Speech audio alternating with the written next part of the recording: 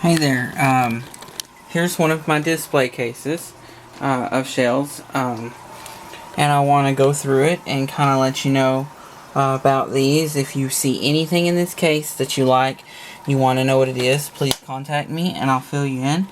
I have all different kinds. I love these here. These are called the Venus comb, and the reason they're called that is because it's believed that the goddess Venus used these to comb her hair with, and I think they're pretty unique, and I've always liked them. You can see this one here, it still has the operculum in it.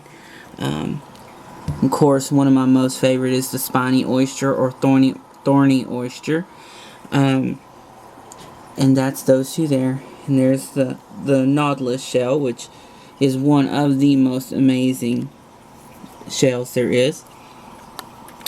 Back there you can see it. I'll zoom in a little. That's called a zigzag oyster. You cannot see the color in this video, but it is actually bright purple. It's a very, very neat shell. I bought this from a little shop, and if you'd like to know, the name of the shop is in Rockport, and I can fill you in on that, and you can stop and visit. It's just a wonderful, wonderful lady. That nautilus, we drove almost 5 hours so I could hand pick one of those out of a store that I like going to in Galveston. It's an individually owned store. And then here's a really large spiny oyster. You can tell by my hand. Well, not really because it's in the case, but it's bigger than a softball. That gives you an idea. There's another one on a stand. The price is what I paid for the stand, not the shell, because those are pretty expensive. But that one's actually from about, this particular one was found around the 1950s.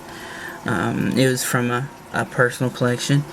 Those back there, you can see those, the bat wings. They still have their operculum in both of those. You can see that oyster there. So many unique and different kinds of oysters. Got the bright yellow on that one. Another spiny oyster. There's a crucifixion fish. That one's a broken one, but someone found it for me, and so I kept it. And you can see the information on another video on those that I uploaded last night. Here's the bright orange spiny oyster. This was always real popular in jewelry making and beads. There's a sea urchin. That's the sea urchin with the spines. This is without the spines after they die. And you can see how large those are back there in the back. I found some of these, and I purchased some of these. My mom brought me this blowfish back from Florida when she came back from her vacation. Down here you'll see some more Venus combs. And that one still has the operculum. It's a fossilized shark's tooth. It's about 60 million years old. You can see how large those are back there in the back. I found that shell there. Everything I have is documented. These are just some odd pods that were found on the beach. You can see the colors. This one here has some wonderful colors. Still has the operculum. Piece of red coral. There's a sponge. A tiny little coconut. It's probably half the size of a Coke can. And that came from Florida. Here's a biscuit starfish. There's a large starfish there. And we'll move over to the other side here. There's some corals, different corals. There's some blue coral. Now I found this blowfish and dehydrated it. It was dead when I found it. And it smelled really bad when we were bringing it back. That's what Ziploc bags and plastic containers are for. We're notorious about finding dead creatures. This was actually a piece of coral. This is from our waters here in Texas. These periodically wash up. You'll see an oyster in there. It was dead on the beach when we found it. This was a gift from a sailor friend of ours. And that came out of a friend's fish aquarium. If you look down here, you'll see some more starfish. Some shells back in there. This is a huge tube sponge. And I found that, and it is just really large. I brought it back on one of my vacations, and you want to talk about smell horrible. It was dead. We aired it out and dried it. We aired it out for probably a year, and it still smelled as horrible as it did when we found it.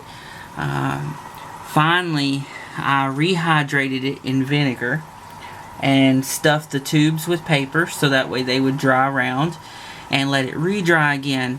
It still, after 2 years, does not smell the best, but it's in the display case, so I just don't open it.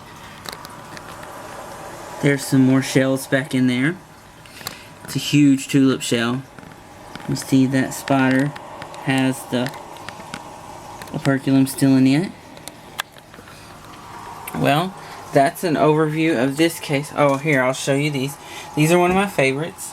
These are called the Venus glass sponge, or Venus flower basket. These are a sponge that lives in the ocean. These are in a huge shadow box that I'm building.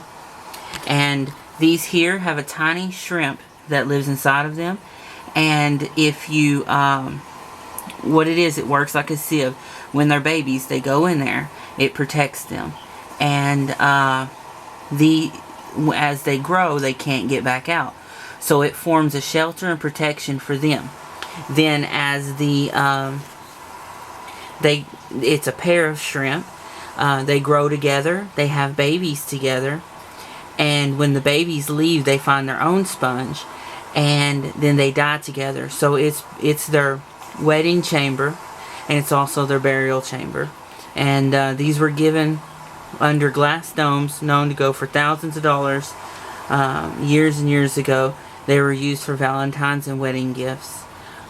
So this is one of my favorites. You can see I have several of these, and I just love them.